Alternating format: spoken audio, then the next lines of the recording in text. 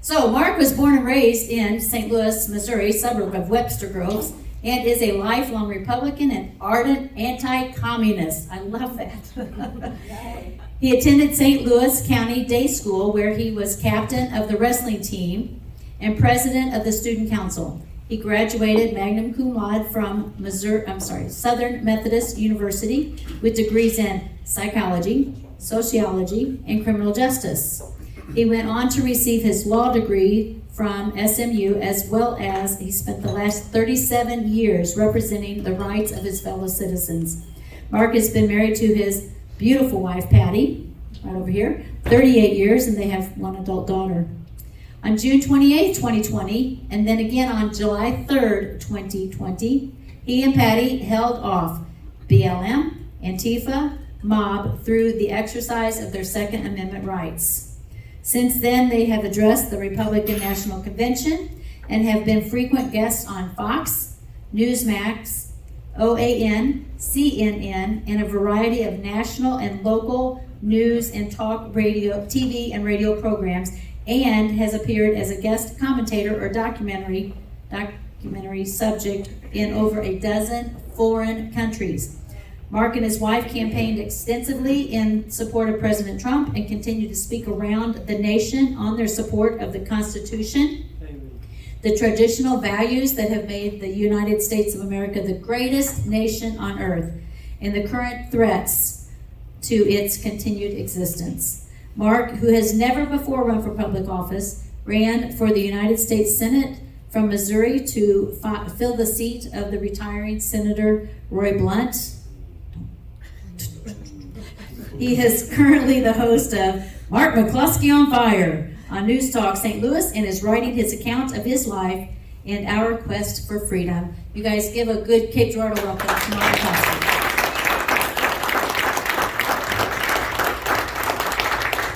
You know, it's nice when I'm not running for a darn thing. I can stand up here and just talk now, right? Actually, instead of getting three. Last time I was in this room, I think we had Vicki Hartzler and me, and I had like 5 minutes. You know, when we're coming down here, I was reminiscing that how many people here have been to Concord, Massachusetts, where all this started? I mean, you go up there, you can stay at the Colonial Inn, which was really there at the time of the Revolution. So what happened on April the 18th of 1775? How many people know what happened on that day? That was Paul Revere's Midnight Ride. That's when all this started. And why did it start? Because the British learned that the Americans were stashing guns and ammunition, right? That's what you do to become free people. And the British came to attack Concord because that's where the weapons were stored. The very first thing they did was try to seize weapons. Now, my wife and I were thinking about this on the way down because I like going to Concord. It's something everybody should do at least once in their life, and go visit the Old North Bridge where this all started. And think about what would happen if it happened today. Instead of brave Americans standing up for their liberty and fighting an overwhelming force of the most powerful nation on the earth at that time, I think they'd probably call it something like this. A bunch of peaceful British protesters were walking peacefully through the city of Concord when they were attacked by a bunch of Europhobes. You know? That's our life today.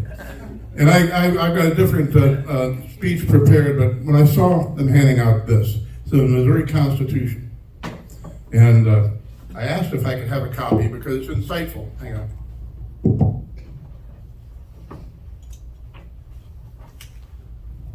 This is the Missouri Constitution.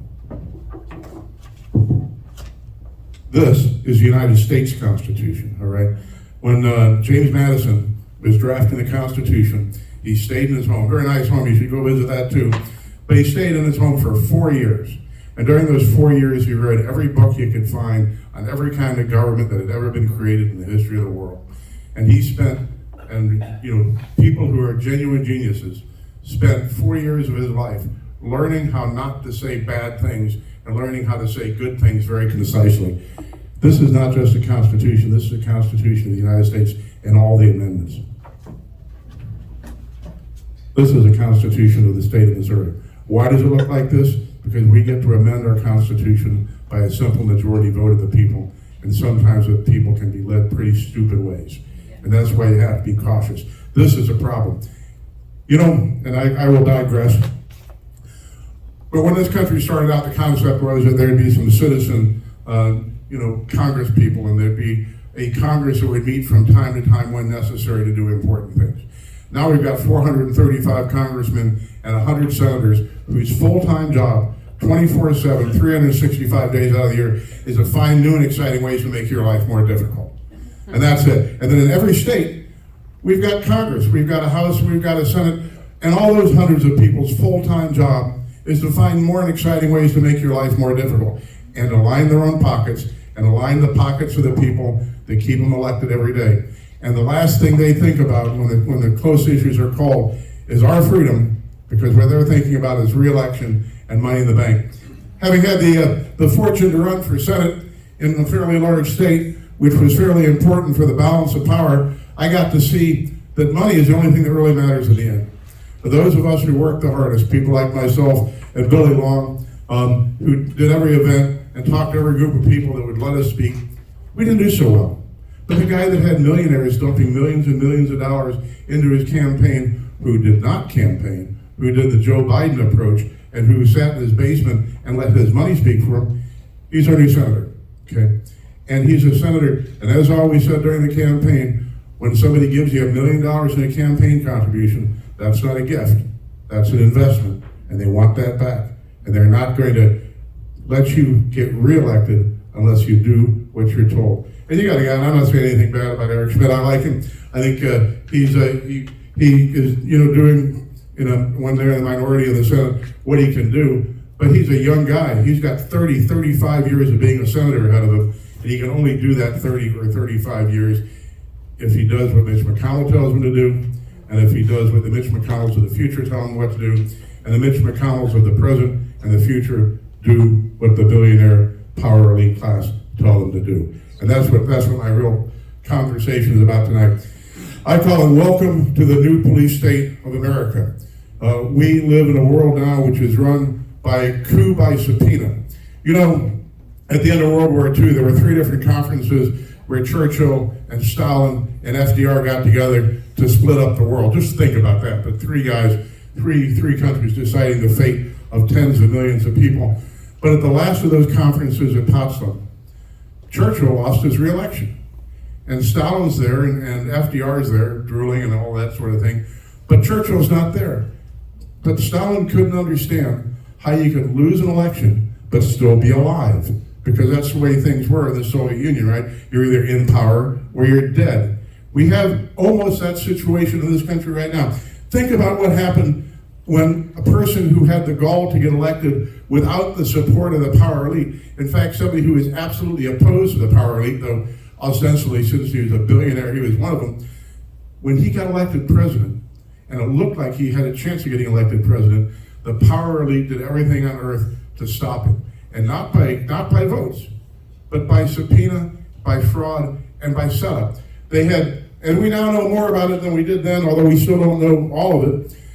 But the FBI and the Department of Justice, in conspiracy with the power elite, started to set up Trump supporters for the purposes of cutting the head off his campaign. One of the first ones to go is Paul Manafort, right? Paul Manafort was the campaign chairman for Donald Trump's campaign. About September of 2022, this is after that fact, but the DOJ started arresting people. Overnight, they broke into the offices and homes of 50 different Trump supporters and seized their documents, arrested people on completely trumped up charges. Paul Manafort, right? He was Trump's campaign chairman. He worked for President Ford. He worked for President Reagan. He worked for G.W. Bush. He worked for Bob Dole. Throughout all of those campaigns, he was okay. There's nothing wrong with Paul Manafort. He works for Donald Trump, and he goes to jail. Peter Navarro, Trump campaign advisor, director of National Trade Council, gets arrested for attempts to overthrow the United States government, contempt of Congress, and I probably have more contempt for Congress than he ever did, but he pulled off a plane in handcuffs and shackled. I mean, it goes on and on and on. Think about General Mike Flynn. Flynn and I have done a number of presentations together, and you couldn't ask for a more upright, honest, straightforward guy. War hero. National Security Advisor, Director of the Office of Defense Intelligence, set up and entrapped by Mueller. And why did he eventually plead guilty? Because Mueller threatened to put his son in prison for the rest of his life if he didn't confess to bogus charges. Roger Stone, once again, worked for President Nixon, worked for President Reagan, worked for Jack Kemp, worked for Bob Dole, worked for President G.W. Bush, worked for Arlen Specter. He was a fine guy when he worked for all of those guys, and then he goes to work for Donald Trump. And guess what? 72-year-old guy, they break into his house with SWAT team and frogmen and machine guns and CNN cameras for the offense of having worked for Donald Trump. Carter Page, same thing. Fake FISA applications based on fake dossiers, based on fake testimony from FBI agents who then perjured themselves in front of the FISA court to get search warrants issued to secretly spy on a presidential campaign. Rick Gates, same thing. George Papadopoulos, the same thing. Mike Lindell, who, by the way, was, I think, the second guy to endorse my campaign, going through a Hardee's drive-in at 2 o'clock in the morning, and the FBI blocks his car in and steals his cell phone. Now you got to put yourself in Mike's position, right? You know the government's corrupt. You know they will fake evidence and plant evidence and do every illegal thing to put you in prison because you worked for Donald Trump and because you believe that Donald Trump won the last election. And then the FBI blocks you into the drive-thru and they demand your cell phone. You got two choices. One, you can cough up your cell phone with the knowledge that they will put something on that cell phone to send you to prison for, which was never there when you owned that cell phone. And the other is to refuse to do it. And then you go to jail for contempt or obstruction of justice. So damned if you do and damned if you don't. And it just keeps going on and on. Matt Taibbi, right? He gets the Twitter files. The day he's testifying in front of Congress about the Twitter files, the IRS shows up at his door. The IRS doesn't show up at your door. You know, when the people are running these phony IRS scams, they always say, oh, I'm from the IRS. You owe the IRS $40,000, but if you bring $15,000 in cash to us today, we won't arrest you. The FBI, the IRS runs ahead saying, we never do that. We never call you. We never show up at your doorstep unless you happen to work for President Trump, in which case we'll come storming down your door, or in which case you've got evidence that we've conspired against President Trump. Then you've got Jacob Chandler, right, the QAnon shaman. Patty and I happen to run it. He's from Phoenix. We happen to know some of the people in the Republican committee in Phoenix before this ever happened. That he was a kind of an odd guy, but kind of a sincere guy. And he got 4 years in prison for bad makeup, right? When the government knew he did nothing wrong. When the government had video showing that he had done nothing wrong, showing that he was escorted through the Capitol building by Capitol Police, and when he got in the Senate chamber, he prayed for the Capitol Police that helped him out and that made sure that the event was peaceful. Then you get, and by the way, they're still going to arrest another 1,100 people, they say, over January 6th, right? I digress, but the 350 to 500 people that broke down my gate, threatened to kill me, rape and murder my wife, burn down my house, burn down my office building, even kill my dog. Not a single one of those have done a single day in jail, as opposed to the January 6th terrorists that are still rotting in solitary confinement. And then think about other things. Think about a guy named Douglas Mackey. Douglas Mackey was a guy that ran a meme of Hillary Clinton saying you can vote by text. He got 10 years in prison for a meme. Meme my name, right? See how many memes there are out there about us that are just complete bogus stuff. Then, this week, a guy named Daniel Perry, an Army sergeant down in Austin, Texas. He just got found guilty of murder, is brought up on charges by one of these Soros-funded prosecutors, gets charged with murder for standing up. He's an Uber driver, driving through Austin during a BLM rally. Some ANTIFA guy holding an AK-47 rifle draws down on it. This guy, Sergeant Perry, rolls his window down because he thinks this Antifa guy is a policeman because he's wearing tactical gear and he's carrying a semi-automatic rifle. So he rolls down the window to see what's up. This Antifa guy levels the AK at him, and Perry pulls up a pistol and shoots him, right? Perry, defending himself against an assault with a rifle during a riot, gets charged with murder, and got convicted this week.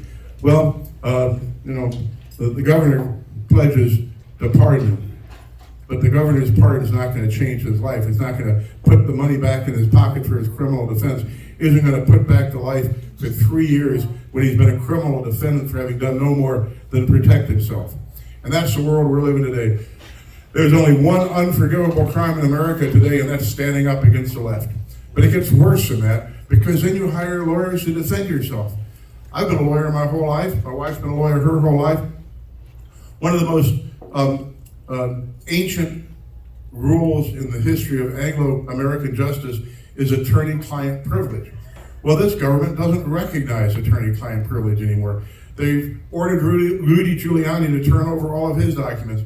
They've ordered the lawyers that were in charge of representing Trump in connection with the Mar-a-Lago raid to turn over all of their documents and to testify against their client.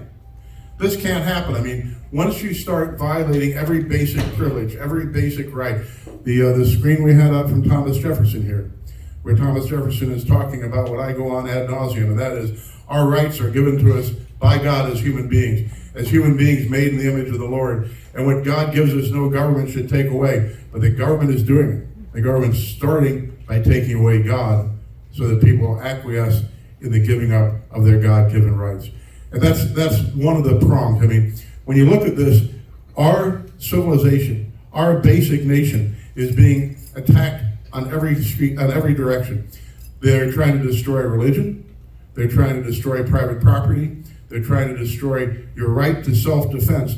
At the same time, they're doing everything. And when I say they, I mean the power elite, and I mean the Republicans as well as the Democrats, the people out there that are running the government, and the people out there on the level above the government that dictate to the government. They want to increase crime. They want to increase civil discord. They want to increase anarchy, and at the same time make it illegal for you to defend yourself. Make you so afraid to stand up and say, we're not going to take this crap anymore, pardon my language, because for fear of being thrown in one of those holes in D.C., or for fear of getting 10 years for posting a web meme, or get convicted of murder and potentially spend the rest of your life in prison for just defending yourself. Or think about all those people I talked about at the front end, like Roger Stone and Douglas Mackey and Daniel Perry and Paul Manafort. Even if you get pardoned eventually, your life's already been ruined. Think about General Flynn. I mean, they bankrupted him. They continue to harass him. Think about people like Mike Lindell and Rudy Giuliani, who are being sued for billions of dollars for having the gall to challenge the last election. This is one tactic that the left is using, and I use the word left, but it's not just the left. It is everything out there.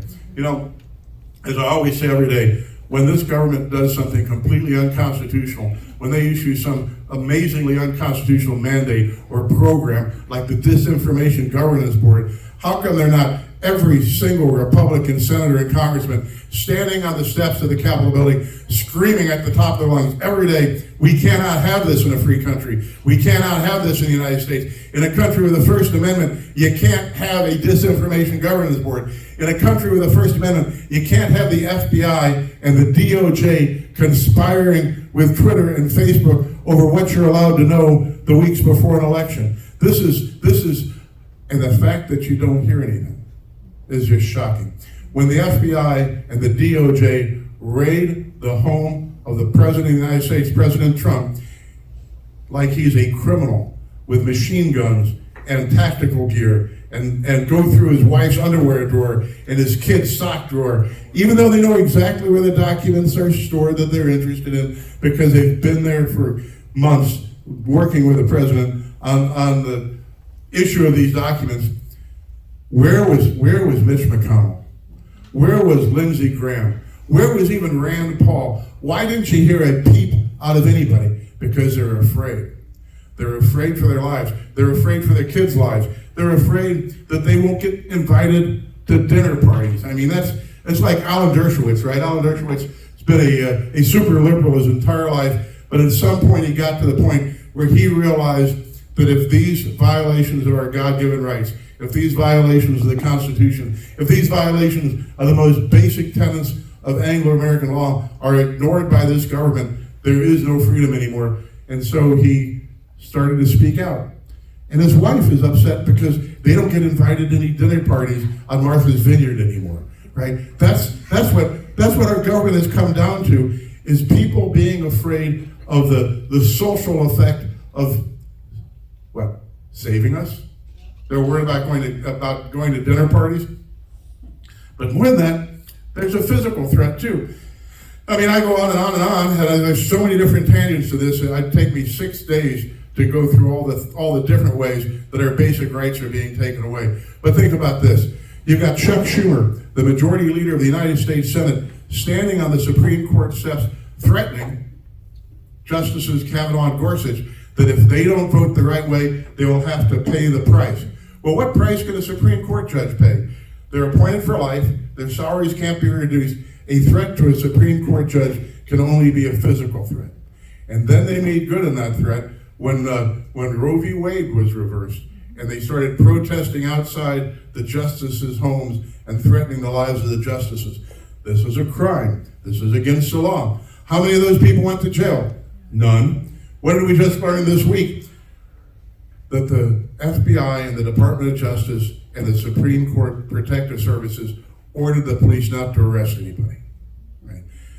What happens if you defend yourself against a mob? You go to prison. What happens if you are the mob and you burn and you rape and you pillage and you kill and you destroy billions of dollars worth of property?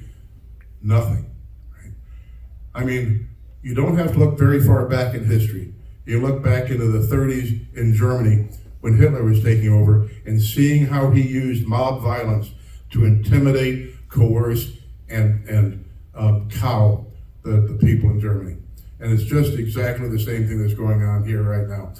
The whole purpose is to make you and me and everybody that respects the Constitution and freedom and religion afraid to lift your heads for fear of having that head cut off. And that's just part of it.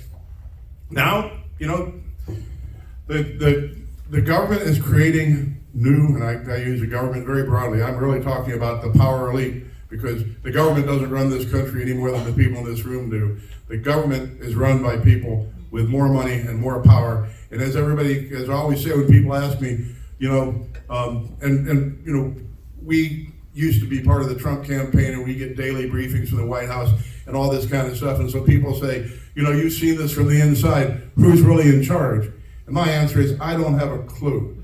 And if you knew their name, they wouldn't be in charge, because the real powers would be on levels behind so much smoke and so many sealed doors that you'll never hear their names and you never know who they are, but they actually pull the strings and everything. But the power elite are making up new categories of people to terrorize us every day. Now we've got trans terrorists, right? You've got trans people going down and killing Christians. And the Christians that get killed aren't the victims. The mainstream media and the power elite are calling that trans it, whatever it is, that killed those people down Nashville, they're calling that person the victim. And when the followers of that person took over the Tennessee House 2 weeks ago and physically assaulted members of the Tennessee legislature and occupied the House, did you hear anybody in D.C. call those people terrorists? Did you hear anybody call that an insurrection? Did you see any of those people go to jail? 2 of the members of the Tennessee House got canned. One of them got reelected today, right? He got sworn in again today. That's the punishment for leading an insurrection if you represent the power elite. You get no punishment for insurrection if you're the power elite. But if you say something out of school and you represent the people that respect God and the Constitution, you go to jail for the rest of your life, and they will harass you for the rest of your life. AOC came up with this phrase. She called it the Trump Accountability Program, that everybody that worked for the president or his campaign is going to be harassed for the rest of their lives. And they're doing it. And it's not slowing down, it's accelerating. And so now you've got the press secretary for the governor of Arizona posts a meme on her Facebook of a lady holding 2 guns pointing at the camera, and she says, "Us," when we see a transphobe, right? So here's a person in an official position in the government of Arizona threatening to kill people for being, quote, transphobe, whatever that means. Does she go to jail? Well, she lost her job, but I guarantee if anybody in this room said that, well, Douglas Mackey didn't threaten to kill anybody, and he's getting 10 years in prison. So that's one way. That's one way that they're using to terrorize us, to destroy our freedom by making us afraid to stand up, afraid to do what we're doing here tonight. But then you've got the entire other aspect of world eco-politics. You've got China. You've got China, which is our only real threat in the world, the only government in the world that can genuinely pose a threat to a dominance of the United States on a world stage. You've got China meeting with Brazil. You've got China meeting with Saudi Arabia. You've got China working deals with hundreds of countries around the world where they're required to transact their business in Chinese currency and not the dollar, right? And China has got this thing which they call the New Silk Road. It's called the Belt and Road Initiative. And this program is just, you need to read up on it. It's a thing that's so frightening, it's difficult to conceive of. But China is reaching out around the world in Africa and the Middle East and Indonesia and the Baltic areas to coerce these countries into building transport hubs, railways, harbors, airports. They borrow the money. China requires them to borrow the money from China to build this infrastructure, to engage in business with China at confiscatory interest rates, so that then China will then seize all that property when these poor, impoverished nations that they're in there to help can't pay their bills. And they're doing it. The President Xi's going to Brazil, I think, in 2 days. And the Brazilian president was saying today how they're going to engage in all these transactions with the Chinese to increase employment in Brazil. Right? Once, let me back up. A buddy of mine who's on the Federal Reserve was saying that he was at a Federal Reserve meeting where the topic of bankruptcy for the United States and defaulting on debt was brought up. And he said, they actually said this, some guy stands up and says, well, the United States can never go bankrupt because as long as we remain the reserve currency in the world, we can just keep printing more and more money to cover our debts. That's the official position of the United States Federal Reserve, right? And the United States Federal Reserve is, of course, a misnomer because the Federal Reserve isn't a Federal Reserve. It's a private corporation run for profit where they sell our money to us at interest. But let's just pretend that it's really a banking operation. It only can exist.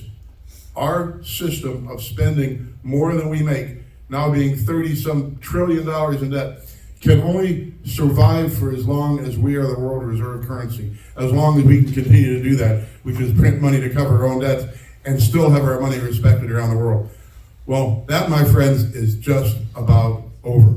As soon as we stop being the reserve currency of the world, we become just one more third world debtor nation that has to do at the beck and call of the people that hold our debt. Because that's no different than Brazil or Argentina or Venezuela or Cuba or any other place where they are absolutely dependent on third parties to pay their bills. And now we have this thing called the new Fed.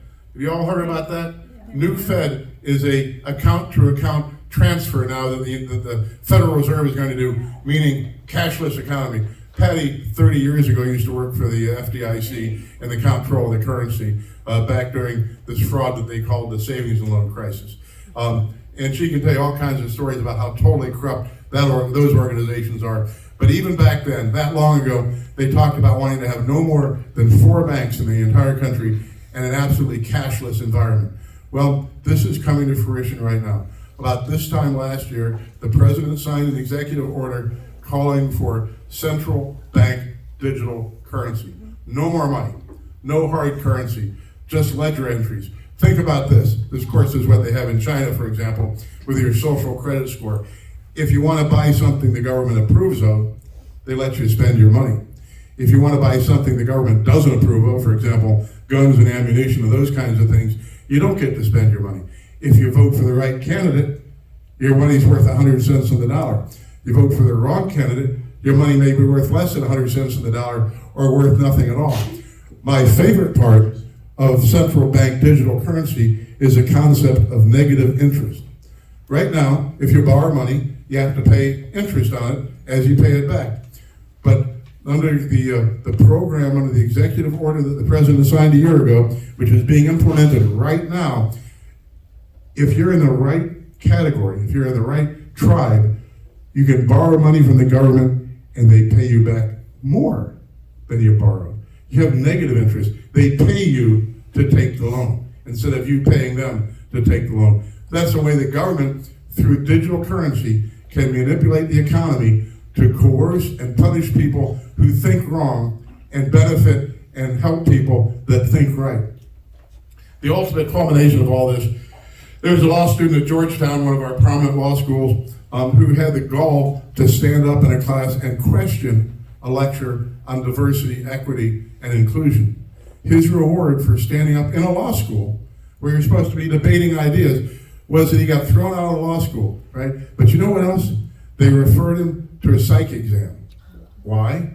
Because if you don't agree with the current thought, if you don't agree unquestioningly with diversity, equity, and inclusion, and critical race theory, and the whole network of all these lies, you're obviously sick in the head. And then you think about red flag laws, and you think about what happened in the Soviet Union. The Soviet Union used psychiatric diagnoses to imprison in mental health hospitals opponents, people that had political thoughts that they didn't like. And now in this country, we're seeing more and more of the same thing. People who have political opinions that don't match those of the power elite are either being held as criminals or being declared mentally ill. And then think about red flag laws. Red flag laws say that if any relative or any governmental entity or even your ex-wife or your ex-girlfriend or somebody you just met, because they no longer require, and at least the one that was every congressman in this state except for Jason Smith voted for, this red flag law in the General Defense Appropriations Act last year, says that people that you didn't even have an intimate relationship with can call up and say they think you're a danger to yourself and others. And the government can come in without a warrant, seize your weapons, put you in jail, and hold you there until you can prove that you're not a danger to yourself and others. So that's another prong of all this. And you know, somebody was mentioning today the World Economic Forum, all right? You've got Klaus Schwab and the World Economic Forum seeking to implement what Klaus himself calls the Great Reset, that you will own nothing and you'll be happy. And this all ties in. If I had more time, I would show you how all these things interconnect. But now we have this question about artificial intelligence. And Elon Musk asked the people developing artificial intelligence to put it on hold. But think about this. And I've got a 34-year-old daughter. She makes a living on the internet. She does video games for a living, and people pay her to watch her play video games. And when my wife and I first heard that, we said, "Do you have your shirt on when this is going on?" It just seemed nuts to me, but she does it, right? And she lives in a small apartment in Chicago. Her fiance's never learned to drive. They walk every place. They are the epitome of what Klaus Schwab wants us all to become. People that don't have real lives, people that don't have real personal interactions, people that are perfectly happy to have our lives dictated to us by what we see on the screen, on our cell phone, or on our gaming computer. But it gets much worse than that. They now have developed these devices, ChatGPT, for example, which came out last November. It can do your homework for you. It can answer questions for you. My favorite one was, one of the ones they tested was, tell us what would happen when Christopher Columbus comes to the New World in 2015. And the computer answers, well, that's a tricky question because Christopher Columbus died in 1506. But let's say he came to the United States in 2015, and the rest of the paragraph is just propaganda, right? It says he would find the New World to be much different than that which he visited before. He would find the United States to be a multicultural society with vastly different ideals and interests than Christopher Columbus. And in fact, he would find that he is no longer revered as a hero, but a butcher of millions. I mean, this is what the computer answered that question at. And imagine a world where everything that your kids and your grandkids see on the computer is a lie made up by a machine, which has been programmed by people that don't like us, don't like freedom, don't like democracy. That was last November. They've got a new version out, GPT-4, which is indistinguishable from a human being. It has a lawyer. It has a lawyer. This computer program has a lawyer because it thinks it's alive and it's been given civil rights. But think about this. Once everybody is in bed with this concept, there'll no longer be access to genuine information. Everything will be propaganda. Everything will be a lie. And you can't tell the difference because you won't know if you're talking to a human being. You won't know if you're talking to a machine.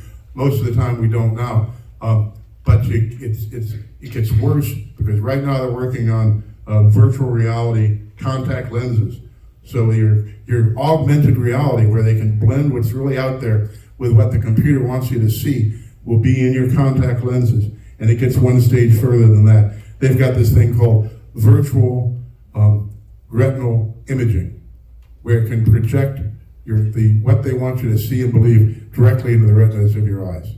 Think about that. Then think about how many years or even months at the rate this is accelerating it'll be until that's implanted directly in your head, to where you don't have a cell phone anymore, you don't have a laptop, you don't need to wear the digital contacts or the device that puts this directly onto the retinas of your eyes, but it's in your head. And now you can't tell what you're thinking or what you're being told to think. And if you think this is far-fetched, just read up on it. It is in process right stinking now. All this stuff, that's another way that they are absolutely going to destroy everything we stand for. And there's so many other things. Think about the war in Ukraine, right? Every survey I've seen, and I've been this way since day one, the United States has no critical, vital interest in Ukraine. We have absolutely no need to start a war with Russia. Russia is not a threat to the United States. Russia has got an economy about the size of Spain or Italy. It's a huge country with a small population in desperate economic states. At least it was a year ago, and so we started to increase the value of their fuel sales. But what has it done? It has created a crisis which has created lots and lots of money for the people that support war in this country. The neocons, mostly Republicans, who don't have your interest in heart, don't have the government's interest in heart, don't have the United States' interest in heart, but have spent $130 billion in 1 year trying to promote a war against Russia. $130 billion. Our total defense budget is only $800 billion. We spent more than 1/8 of our entire defense budget for the year in this little country in Central Europe that before a year ago most of you in this room would have never heard about. And by the way, I'll digress once more because I know a little bit about Ukraine. In the year 808, a couple of Viking brothers pushed their longboats across the land to the Dnieper River and founded what was called the Kievan Rus, Russia. They were Vikings. They had their headquarters in Kiev from the year 800 to about 1200 when the capital gets moved to Moscow. Saying that the Russians don't have an interest in Ukraine is like saying the United States doesn't have an interest in Washington, D.C. So, but you probably haven't heard that in any newscast in the last year since this war started. But we have a real enemy, and that's China. Do you hear anybody doing anything effective about China? They can fly their spy balloons across the country, and it's too dangerous to shoot them down over the Aleutian Islands, too dangerous to shoot it down over Alaska, too dangerous to shoot it down over the Yukon Territory, too dangerous to shoot it down during a week when it's doing figure of eights over our ICBM bases and our bomber base out in Whiteman Air Force Base. But we get to let it cross the entire country, then we shoot it down. Everything that you hear on every level from our government is a lie, is designed to keep you from knowing the truth and to misdirect you. And then what we have is a real invasion of the United States on the southern border. And you know, I'm old enough, many of the people in this room are old enough to remember the Vietnam War. During the 60s and early 70s, there were riots in the streets. The college campuses were being burned all over the country. Banks were being firebombed, all because people were upset about the Vietnam War. Vietnam War drug on for years and years, and guess what? About 57,000 Americans lost their lives before we just abandoned Vietnam to the communists. But 107,000 Americans died last year from opioid overdose. 107,000 Americans, and this is flooding through the southern border. Twice the number of people that died in the entire Vietnam conflict every single year. And do you hear anybody really standing up and saying anything about that? Do you see Mitch McConnell talking about that? Do you see Lindsey Graham talking about that? Do you see people like us that are fed up with it standing out in the streets and saying we can't tolerate this? I mean, and then the left comes up with a phrase to try to discredit those of us who are opposed to an open border, and they say that we're promoting this baseless replacement theory, that the left is intentionally trying to open the borders so they can change the demographics of the nation, influence elections. Well, they themselves say it every day. But they have a catchphrase used against us. And every time they come up with a catchphrase like transphobe or replacement theory, just understand it's always the exact opposite of what they say is what they mean and what they implement. So we had a screen up here this little bit ago before I stood up, which I'd never seen before, about participating in what's possible. Right? I was going to title this speech until I saw that screen, and I was going to do this as my first question. How many people in this room really believe that there's a political solution to what's going on in this country right now? Right? That's my belief as well. Okay? And Patty and I talk about this all the time. For the last 2 years, I always said about how we're in the middle of the Civil War, that this war is being fought against us by every level of society, by media, by entertainment, by the government, by education. They're weeding everybody out that disagrees, weeding them out of the military through diversity, equity, and inclusion classes and vaccinations. They're weeding them out of college campuses. They're weeding them out of my profession, for example. We now have to take diversity and equity courses to maintain our law licenses. The concept is to push everybody with any self-respect or integrity out of all the professions and then identify them for when they need to be rounded up again. But I used to say that we're in the middle of this low-grade civil war right now, but I'm afraid that war is over. I don't see any way that we can pull back those freedoms, any way that we can restore some balance in this world, any way that we can go back to those God-given liberties that Thomas Jefferson talked about and that James Madison incorporated in the Constitution. The only way we're going to do this is by doing exactly what that slide said, and that is we all have to get together and do what is possible, and I think the only way we can do that is mass-scale civil disobedience. Peaceful civil disobedience. Just refuse to cooperate, refuse to comply. When things happen like vax mandates, or whenever the president announces something like a disinformation governance board, which, ladies and gentlemen, still exists, it's just been retitled, or when we find out that the FBI is actively working to control elections to get their people elected and keep our people out, we have to just say enough. We have to put 1 million people on the street. When something bad happens locally, when you have, for example, an event like happened in Tennessee last week, we have people take over the Capitol building. You know, you're a little afraid to say anything for what I've been talking about, but I think the only way we can solve this problem is if the people just physically refuse to comply, and we get enough people on the streets to say, this is our country, this is a country by the consent of the government.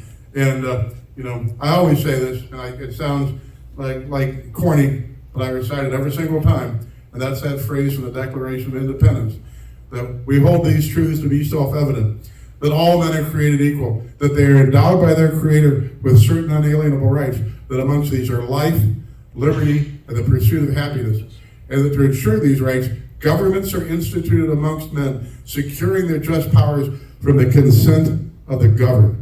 And if we sit back and do nothing, we are tacitly consenting to the elimination of our freedoms. But if we withdraw that consent, if we absolutely refuse to participate in our own destruction, you know, Stalin said in 1917 that when it comes time to hang the capitalists, they'll vie for the contract to sell us a rope. And that's exactly what's been going on in this country. We have to refuse to participate in our own destruction. We have to recognize that it's happening. We have to recruit as many people as we can to talk to them about what's going on, to remind them. The problem is so many people in this country, my daughter included, were born after the Patriot Act. Were born after 9/11. Don't have any actual memory of what it was when this was a free country.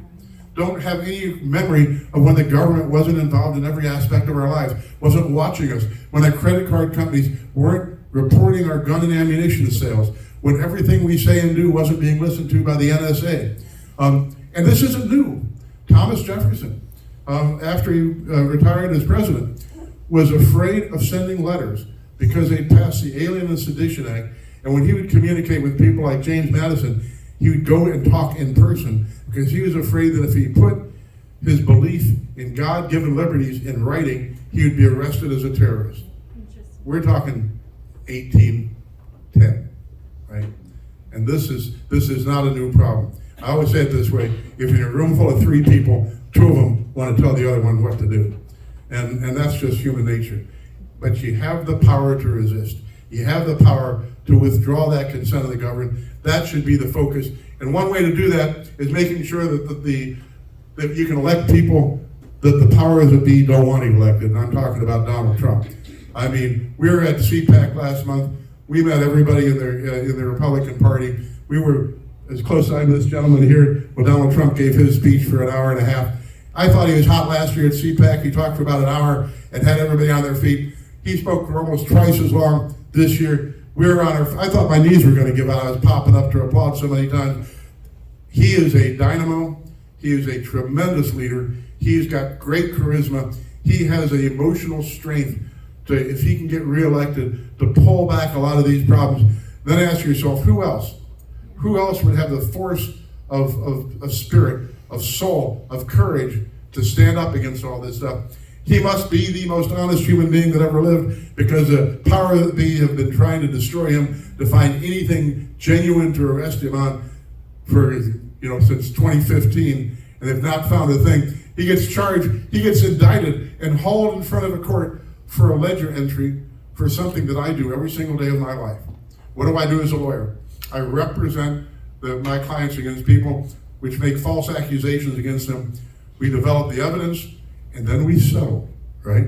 And we pay people money, and they sign a non-disclosure agreement, and we all go our different ways. It's what I do every day of my life. It's what I've done for the last 38 years. But if you're President Trump, and you need to be destroyed by whatever means possible, that's now a crime if you're Donald Trump. And that's just one example of how everything is now rigged against us. You get charged by a Soros-funded prosecutor. I don't know anything about that. And you get hauled in front of a jury in a jurisdiction where no matter what you did, you're going to be found guilty in front of a judge that's going to uphold that jury verdict. And even though it's all a fraud from the get-go to the conviction, you have to go to prison just like it was a real crime. And that's a serious problem. And that's a problem that's in, I'm rambling on, so just give me the hook and tell me to shut up. But George Soros now controls about 28 of the major cities in this country. He's found that for very small dollars, he can buy district attorney offices. And he can put in stupid, manipulable people with great egos. And you'll see whether it's Kim Fox in Chicago or Kim Gardner in St. Louis, you got people that are remarkably stupid, that have big egos, and you see how dangerous people of low intellect but strong convictions can get when they have the support of unlimited money. And that's a problem throughout this country. All these things need to be addressed. And fortunately here in Missouri, we have our new Attorney General, Andrew Bailey, who is the only Attorney General in the country that's actually taking action against one of these Soros-appointed prosecutors to get rid of Kim Gardner. And I hope it works. But she had a press rally. I call it a press riot. She had what she billed as a press conference after she got charged. After Andrew Bailey filed this quo warranto action against her, except that it was a riot. You all need to look it up. She had 2 big thugs standing next to her, and one reporter, Kevin Killeen from KMOX, tried to ask one question. They hooted him down, they threatened him, and then he says to Kim Gardner, who's allegedly having this press conference, "Did you hear my question?" And one of the thugs standing on her left said, "I think the people have answered your question," right? It was just exactly what you'd expect in some third world dictatorship. And that's going on everywhere. That's exactly what happened in the Tennessee House last week. It's happening all over this country. So here's my one glimmer of hope. My glimmer of hope is that if we don't get intimidated, if we support candidates that will genuinely and actually look after our freedom, we have some chance. I don't think it's a great chance, but it's the only chance we've got. And we can't abandon people because it's socially impolite. We can't abandon people because we're afraid of being called names like racist or homophobes or transphobes or this phobes or that phobes. You have to stick to your guns and realize that this is our last chance. If we don't save this country right now, if we can't pull it back, and I'm not sure we can, even if we win every election in the future, I don't know that we've got the power to pull it back, because the real power of this country doesn't come from DC. The real power of this country comes out of your television set and your cell phone and controls the minds of millions. If you pop up just any random website on your cell phone or on your PC, the first 50 articles are about how bad Donald Trump is and how bad the Republicans are and how those of us, MAGA Republicans or constitutionalists, how we are the real threat to democracy in this country. And once again, everything the power elite says is the opposite of the truth. Those of us who have the courage to stand up and be free Americans, stand up and say we will not be sheep, we'll be free people, are the only thing standing between this country and an absolute totalitarian dictatorship. And not just in this country, but that worldwide socialist government, that great reset, which is so close to taking place. And I will mention one other thing, and that's the World Health Organization. Donald Trump took us out of the World Health Organization. Joe Biden put us back in. World Health Organization is run by a communist by the name of Tedros Ghebreyesus. He was the head of something called the Tigray People's Liberation Front in Ethiopia. Terrorist organization. He's a murderous communist thug. The World Pandemic Treaty, which Biden wants the United States to adopt, cedes police power in the United States to the World Health Organization for medical care, for your digital passport, your ability to travel, your ability to buy and sell, your ability to transact business, all at the whim of World Health Organization police force, which by its own terms requires each member nation to establish an enforcement, a police force within its own borders. And the Biden administration, our government, required a change in the language to prohibit the member nations from controlling those police forces in their own borders, meaning we've ceded the control of our health care, our ability to travel, and our ability to spend our own money to a third-party entity which isn't elected but is run by a communist from Ethiopia, who is, by the way, not a doctor. And those, each one of these things on their own is frightening. But you see them all together and how they're all designed to just thwart everything that made this country great, and you've got to be terrified. And I said this on my Facebook page on Easter Sunday, through all our travails and our day-to-day strife, Jesus will prevail in the end, but he needs our help. He needs it right stinking now. Thank you very much, ladies and gentlemen.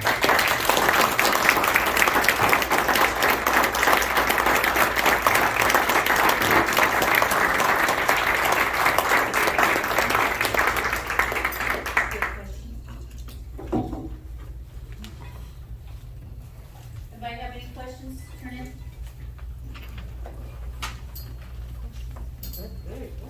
Any other questions? Yeah.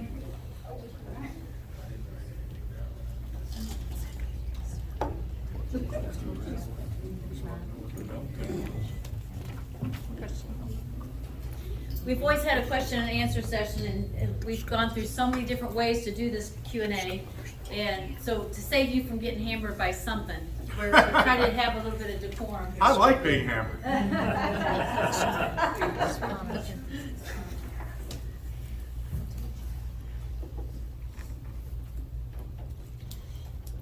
We got quite a few questions here, I'd like to be here all night. which is good, right? So the first question is, are you concerned that the only two cabinet level positions filled by former members of the military are Pete Buttigieg and Lloyd Austin? Oh, God.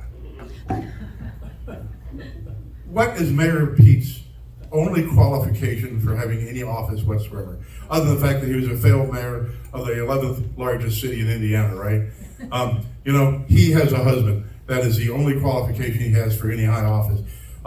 Lloyd Austin, he should be tried for treason, right? Yeah. He should go to jail immediately. I will go one step further, and I didn't mention this tonight, but out of the January 6th hearing, there was evidence of one person who actually committed treason. Well, two, and I'll include Lloyd Austin, but Mark Milley. In October of 2020, Mark Milley called up his counterpart in the Chinese army and said that if the United States is going to launch any kind of attack, I'll give you an early warning. Now, Vicki Hartzler was on the Armed Services Committee, and she called him up. He's in front of the hearing and addressed him and said, "Is this true that you called up the Chinese and said that you would give them warning of any attack the United States would have?" And he said yes. He admitted it. And she asked for his resignation. Well, Vicki's not in Congress anymore. Mark Milley's still the chairman of Joint Chiefs of Staff. But then in the January 6th committee hearing, we find out it gets worse. On January 7th of 2021, he and Nancy Pelosi have a telephone call. And Pelosi says, "Well, you know he's crazy, don't you?" Meaning Trump. And he's got his finger on the nuclear codes. And Mark Milley says, "Yeah, you're right, but don't worry about it. I've got it under control." Words to that effect. And he admits it. He then called a meeting of all the chiefs. And he makes each one of them take a personal oath to him, Mark Milley, to not take orders from anybody except Mark Milley, not the President of the United States. That's a military coup. That's treason. And that man is still in that position. Did I answer the question? Yes, maybe. Close. I think I'm Mark sorry, Milley's sorry, still. Michelle. I really didn't, that was my question. I really didn't want you to comment too much on those two people, although I thought you probably would, but only 2 cabinet members have military experience, and that concerns me. Well, and I totally agree. But military, this government has, its whole design is to deplete the American military and make it impossible for us. We're looking right now at fighting a 2-front war. We couldn't fight a 1-front war. We've depleted all our ammunition, we've depleted all our shells, we've depleted all our medium-range missiles, for example, which we've given the Ukrainians to deploy. So yes, it's a frightening thing, but they despise the military. And the major qualification for being in any cabinet level post now is cross-dressing or bizarre behavior. Thank you. With the U.S. going to digital, how can the Americans protect their assets? Gold or silver?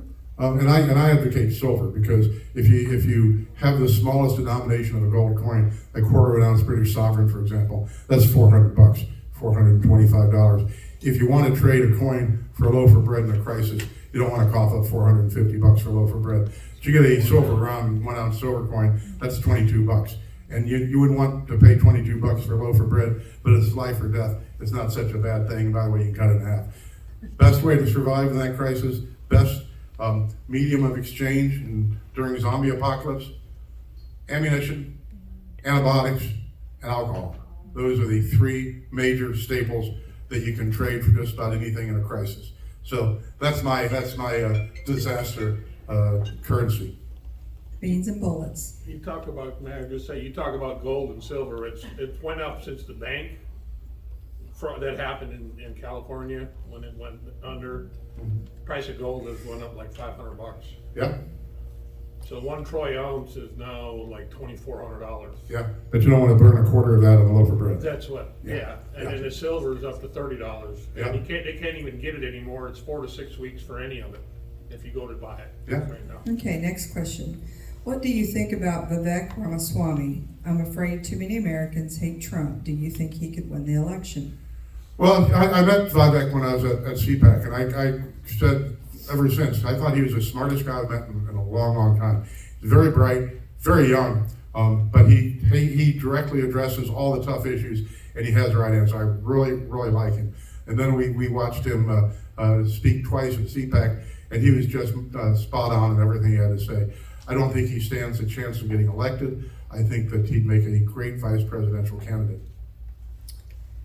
If Trump gets reelected, how do you think this country is going to handle the corrupt fake news reporting on the BS of Trump, just like they did before? Think this country can handle it again? You know, I don't know whether there's a quote from Thomas Jefferson that I used to have on the wall in my office, and he said the greatest threat to a free democracy is a free press. Because of this very thing that's happening right now. And he was aware of it back then, 250 years ago. I don't know the answer to that question. That's why when I say, do you think there's a political solution? I don't think so, because the press controls too much. And it's not just the press, it's every aspect of the media. It's everything from the Academy Awards to football right now. And the Anheuser-Busch, or Ambev, whatever the heck his name is, putting transgender people on beer cans. I mean, this is, when the propaganda is so pervasive, I'm not sure you can beat it back. I agree. Do you think Justice Clarence Thomas will ever be intimidated by permanent Washington and Elon Musk, friend or foe?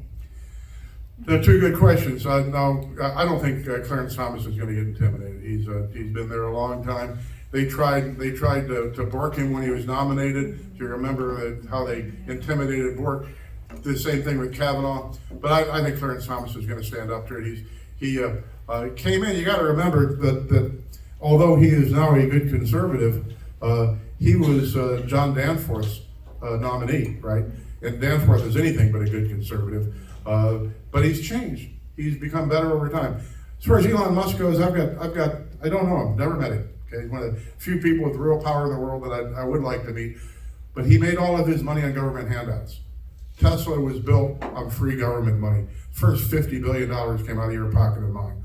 But now maybe he's gotten to a point where he's now uber rich enough that he can tell the truth. I hope he is, because if you've got the power to write a check for $42 billion to buy Twitter, you're putting an awful lot of trust in one man. You better hope he's got the cojones to keep that job. I think he's the biggest recipient of government contracts there is. Yeah, he is. He absolutely is. And then to pretend he's against the government is, that's what I say. Right.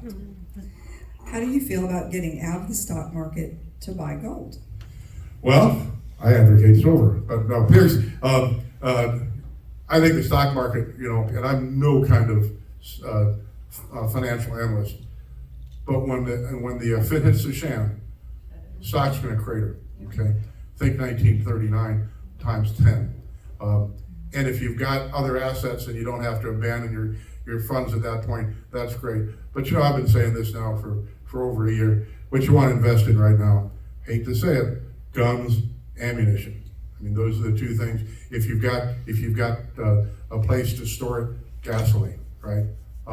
Diesel, the things that will allow you to have some modicum of freedom when the end comes. Why does the government want you to drive an electric car? Because they can turn off the switch and you're dead in the water, right? Buy vehicles that were made before GPS and before computers. Buy vehicles that were made before 1991, and have one available to you. Something that won't turn off when there's an EMP pulse out there. Something you can continue to use when the government says you don't have any freedom anymore.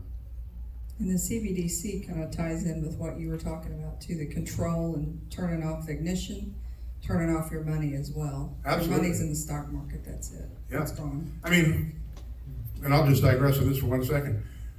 When I was a kid, you had a stock certificate, right? You had a piece of paper that said you own this many shares in GM or Union Electric or whatever. Now all you have is a ledger entry on some computer someplace that you have no control over. You can punch up your account at Stephen Nicholas tomorrow morning and it can say 0. And what are you going to do about it? Last question. Why was your residence targeted specifically by BLM? Well, that was an interesting question. I blame my wife. A little bit of background. Our house is unique, which is why we're still living in it, despite the fact that we're surrounded by enemies that want to see us dead. But it was built by the original Adolphus Busch for his daughter Anna to be the largest and most spectacular house in what was then considered the West. And we bought it in 1988. It had been abused since the 30s when the original owners died, sat empty for 10 years. Then the two intermediate owners had just lived there and never fixed anything. And so we devoted 34 years of our lives and a huge amount of money into restoring this thing. But then in 2018, she decides that since we lived there since 1988 and we don't have parties or anything, we're kind of isolated people, she says the house needs a new audience. So let's have it published in a magazine. So we had the magazine come in, St. Louis Magazine come in, and photograph the interior of the house and the exterior, and write a big article about it and our art collection and that kind of stuff. And guess what? The guy which I call Andy Warhol, who was leading this Antifa mob, guy wearing a suit, had bleached white hair, Caucasian guy, was calling me out by name on my front porch. Right? This was not a random thing. And this Antifa organization, which is run by Cori Bush, an open, avowed communist, who's now a United States Congresswoman, and Rashina Aldridge, who was in the Missouri House until last week when he got elected an alderman in the city of St. Louis. They put out a flyer the Friday before the event at our house, saying that they're going to have a mob action in our neighborhood, and they're going to march to the mayor's house. They're going to be loud. It says they think this is a joke, and then it says, plus we have a surprise. Well, the surprise was breaking out our gate and coming in. I still blame her. Anything else? I'm at your leisure here. Betty, have Any any other, questions? just raise your hand and Michelle will walk to you with the Yes, microphone. you- Please don't speak without the microphone. I'll hold it. She doesn't trust her. How concerned are you about commercial real estate in our cities? Oh, I'm terrified about commercial real estate. Most of the people still refuse to go back to work. Law firms in St. Louis, big law firms have thousands of employees and would rent 10 floors in a skyscraper. Some of these people are still working from home. I mean, I wouldn't want to invest in commercial real estate. I don't know how you feel about it, but I think that's going to be the first thing that totally collapses. Thank you. Yes, ma'am. In the green. That's Connie. Do you think Andrew Bailey will be successful getting rid of Kim Gardner? I read, he just recently filed an amended petition, which is 121 pages, and I read it, and it's a tip of the iceberg. I mean, if we get any kind of a fair hearing on that, she's toast. I mean, she has done so many things to actively violate her oath of office. One of those people, that murderer that she let out of jail, killed a client of mine on cold blood on video, right? That Randy Moore, I talked to his brother today, but he's killed by a guy named Campbell. They were friends. They had an oral dispute over a girlfriend. Dispute ended. Randy goes back to his car. Campbell goes to the trunk of his car, gets out a pistol, comes up and murders Randy on videotape. Well, Kim Gardner assigns the prosecution of that case to a woman that she knows is out on maternity leave and cannot prosecute the case. The defense counsel asks for the discovery from the state. What evidence do you have against my client? And nobody responds because there's nobody there. They go to the judge, they say, order the circuit attorney's office to produce the evidence against us. The judge issues that order. It doesn't get complied with because there's nobody there. They go in, they get another order from the court compelling the circuit attorney's office to cough up the evidence against Mr. Campbell. Nothing happens. So then they go in and ask the court for a rule to show cause. This is the most extreme thing you get, a rule to show cause why the circuit attorney's office shouldn't be held in contempt of court for refusing to obey the court's earlier orders. And the judge has that rule to show cause hand-delivered by a sheriff's deputy to the circuit attorney's office, so they can't pretend they didn't get it. That hearing date comes, defense counsel's there, defendant's there, nobody from the circuit attorney's office shows up. And the judge writes an order saying, it's not my job to prosecute cases, the court has to be neutral, but when the circuit attorney's office intentionally abandons their responsibilities to prosecute, I have no choice, but I have to let this guy free, which they did. And then Kim Gardner has a press conference that day, and she issues a statement saying, no harm, no foul, because we still have him in custody, when in fact he'd been released the Wednesday before. I mean, and that's just one of dozens and dozens and dozens of examples. That and the fact that she hired disbarred lawyers. She hired lawyers that had been convicted of crimes, who couldn't actually act as lawyers in the circuit attorney's office, so they're being paid with tax dollars to be her advisors. I mean, it's just, the whole thing is so corrupt, it just makes you sick. In your case, were you able to use either the stand your ground law or the castle doctrine? Well, yes, but here's the thing you got to understand. And by the way, Rick Bratton has introduced a bill in the Senate to fix these things right now, which was the same law that I went up and testified in favor of in the last session, which in the last session it was unfortunately Senate Bill 666, which was a Number. yeah, bad number. But anyway, the castle doctrine and stand your ground doctrine are affirmative defenses. What that means is the state charges you with a crime, and then you have the duty or the burden as a criminal defendant to raise the right of self-defense as an affirmative defense. Both of those issues go to trial in front of the jury. And if you're in a hostile jury environment like I am in St. Louis, or Daniel Perry was in Austin, Texas, or Donald Trump's going to be up in New York, you're going to get convicted because they have the option of just ignoring the law and convicting you of a crime and ignoring your affirmative defenses. The bill that Rick Bratton has just introduced, and the one that I testified in favor of last year when Eric Burleson introduced it, turns that the other direction. It puts the burden of proof on the government. You're presumed to be acting within your constitutional rights if you defend yourself, and the government then has the burden of proving you did not. So it acts as a bar to prosecution rather than a defense to prosecution. Innocent until proven guilty. Would you mind sharing the story of the second coming of the group against you? You had a lady friend that you had attended funerals and graduations, and she had called Patricia. And I think a lot of people don't know about the second wave that was to come and your struggle to get protection. Sure. I never tired of telling this. We had a client, just like she said. The first assault in our house was Sunday night, June 28th of 2020. When we survived that, we boarded up the house. We boarded up the office building because they threatened to burn down both the house and the office. My office is a 1887 three-story Victorian building about 3 blocks further into the city than my house.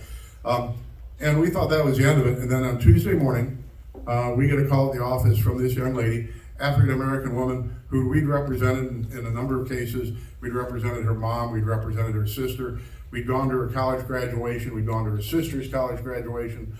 Her husband was a guy who got out of the Army, joined the St. Louis City Police, got depressed and shot himself. We went to his funeral. There'd be times when we'd be the only Caucasians at their family events, but she calls up on a Tuesday morning and talks to Patty and says, what you guys have done is unforgivable and you're gonna have to die. Turns out she was a brainwashed member of this ANTIFA organization. And she kept Patty on the phone for an hour and a half, ripping her up one side and down the other about how they're coming back on Friday and we're gonna be killed and the house is gonna be burned. There's nothing we can do about it. Well, that of course made us a little nervous. And in my business, from time to time, I have to hire police, secondary employment cops for security at events and things like that. And so we called up the guys that we normally hire to do security. They wouldn't touch it for fear of the bad press. They referred us to this entity down in Farmington, Missouri that does high-tech security all over the world. They're a bunch of special forces guys. They'd gotten some bad press over the Ferguson riots, and they refused to do it. They didn't want the bad press. So I said to the guy that owns the place, I said, what the heck am I supposed to do? And he says, well, if I were you, I would just take whatever I can't live without, put it in the vehicles and abandon the house. And I said, well, there's no effing way in heck we're gonna do that, right? We're down to the ship if we have to, but we're not gonna abandon the house. Well, we're getting pretty nervous and upset because that Friday's getting closer. But I'd gotten a call earlier in the week from the White House, and the gentleman said, the president wants to express his support, and if there's ever anything we can do to help out, give us a call. So I called that guy back up and I said, well, now's a pretty stinking good time, okay? And so he gave me Mark Meadows' cell phone number, and I got a hold of Mark Meadows and told him the kind of longer version of what I told you. And then the next call we made was to Tucker Carlson, and we're sitting on the bench in the kitchen, and Tucker puts us live on the air and says, I'm talking to Mark McCloskey. The mob's coming back on Friday to kill him. I can hear Mrs. McCloskey sobbing in the background. The local police have been ordered to stand down. The state's not going to provide them any help, and if we don't do something, they're going to get killed. Well, we're still not knowing if anything's really going to save us. Our daughter, who had come into town that Sunday night for dinner, had stayed over because of what happened, and she went down that Thursday night to the basement, found her favorite stuffed animal from when she was a kid, came upstairs, gave us each a hug and a kiss, and said goodbye, never expected to see us alive again. But you know, once again, just like the slide said about doing what's possible, when that Friday night happened, the mob's supposed to hit the gate at about 7 o'clock. the miracle started to happen. There's this guy named Jim who was an ex-Navy SEAL, 4th generation cattle farmer from Kansas. He just threw his gear in the back of his truck and drove straight through. Got there at about 6:30. By the time the mob hit the gate that night at 7 o'clock, we had 6 ex-Navy SEALs. We had 10 secondary employment cops. We had the FBI light aircraft circling the top of the house. We had, what we used to call in the Reagan administration, peace through superior firepower. And I mean, we had, we still don't know, we've not been allowed to know how much federal force was there. But I know that about 2:30 in the morning, that SEAL named Jim, we made a big point of being out in public where they could see us, so they knew they hadn't intimidated us. But about 2:30 in the morning, Jim jumps on me and knocks me down. And I say, what the heck's going on? He says, we were scoping the surrounding high rises and we saw somebody scoping back and we thought you were about to get taken out. Right then his radio goes off and it turns out it was an FBI sniper doing cover for us. And so we had some support from President Trump. We had some support from Colonel Allen West in Texas that sent up some of his security. And we had help from Tucker Carlson. But here's the thing, right? We're just ordinary citizens. In the United States of America, you shouldn't have to be friends with the President of the United States and a major talk show host just to save your ass, pardon my language.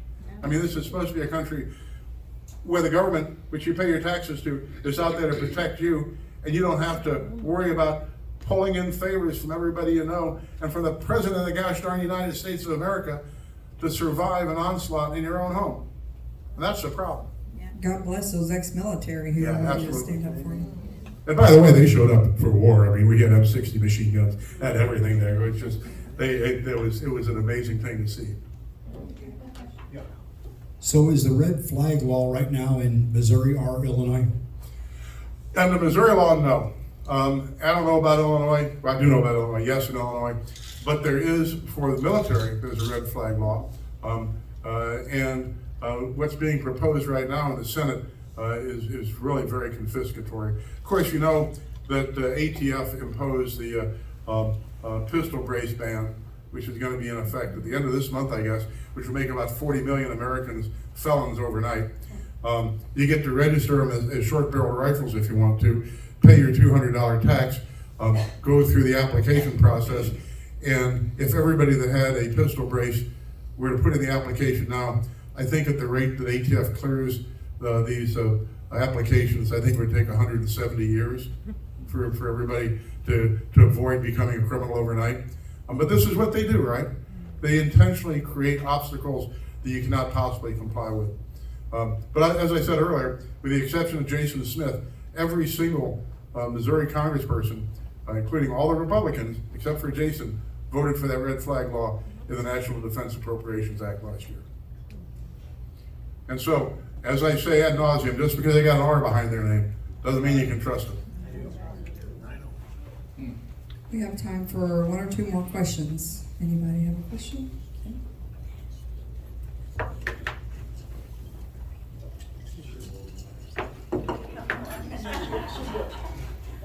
Hold your hand. So I'm very concerned about the focus on mental health and all of the appropriations that are going with it. I feel like we're all going to be accused of being crazy at some point and shoved down a rabbit hole someplace. But what really concerns me is the amount of money that the education system is now receiving under that heading of mental health and the whole child, whole school, whole community program that they're trying to support, which is another level of division between parents and their children so that the education system and the bureaucrats take over our kids. I'm very concerned about that. What do you know about the intention of the accusation of mental health to take us over as well? Absolutely, and I did my whole radio program on this 2 weeks ago. There's now this thing, our daughter, it's the first time I heard about neurodivergence, right? No matter what's wrong with you, now if you don't get along with the other kids, if you don't dress the right way, if you don't have the right opinions, you're called neurodivergent. And everything, any behavior that you have is now qualified as a mental illness, even though it's not actually a diagnosis. And everything, you just and the whole thing, right? Homelessness, drug abuse, mental illness are all one way of taking huge sums of money and creating a problem for the purposes of pretending to solve the problem, when the real purposes is just to create gigantic bureaucracies to take power, like the screen up here of all the different bureaucratic agencies that are not responsible to anybody. But this concept of calling everybody mentally ill has been going on. One of my, as you heard earlier, one of my undergraduate degrees is in psychology. And as long ago as when I was in undergraduate psychology, which is 45 years ago now, this concept of decarceration was a big thing in psychology. That if you kept people in mental hospitals, there was a limited number of beds available, and so a limited number of people you could call mentally ill. But once you divested and decarcerated the mentally ill, then there was no limit on the number of people you could claim were mentally ill, because you didn't have to do anything with them. You didn't have to treat them, you didn't have to house them, you didn't have to diagnose them. You could just call everybody out there mentally ill and then create these bureaucracies to help the homeless and to fight drug addiction by giving them drugs, and to fight drug addiction by giving them free places to shoot up, and then by giving children an excuse, and not just children, but everybody, an excuse for bad behavior because they can't control it because they've got a mental illness. And one thing you can do about it is just eliminate the Department of Education. Amen. And that would be a big part of it, because the Department of Education is just a department of propaganda and spending our money. Those are the only two things they're good at, and I would say that on the state level as well as the federal level. All right, one last question. What are your plans? Well, that's a good question. I've got a radio program now. We're test marketing it right now. We're going to see if we can syndicate it nationally. I'm still talking all over the country. We went up and made lots of good contacts again this year at CPAC. People have suggested that I run for governor, but I really have zero inclination for that. Of course, we have a second district congresswoman who is a Rhino, and she's now been redistricted to my home county, which is Franklin County. That's where my farm is. It's where I vote. And Ann Wagner, and she's very soft right now. I think she's a person that could be easily replaced. But the question is, and I don't mean to sound arrogant when I say this, but I think I can be more effective as a pundit. I think I can be more effective and reach more people doing what I'm doing, things like tonight, than I could do by being a congressman or even the governor of a state. Because once, and by the way, I'm going to have Eric Burleson on my radio program here and ask him how he's adopted to the swamp, right? Because once you get there, once you're just one of hundreds of Congress people, your voice is diminished, your ability to control your own life is eliminated, you're controlled by the system. And what do freshman congressmen and what do freshman senators do? They're required to spend, what, 50% of their time, 60% of their time fundraising. Not governing, but fundraising. And they're required to do it by the party. And that's the problem in itself. So the long answer to your story is, I'm hoping that I can do for a living what I'm doing now, which is give away my time to try to help the world. And by the way, I'm going to donate my honorarium back to your organization here. So.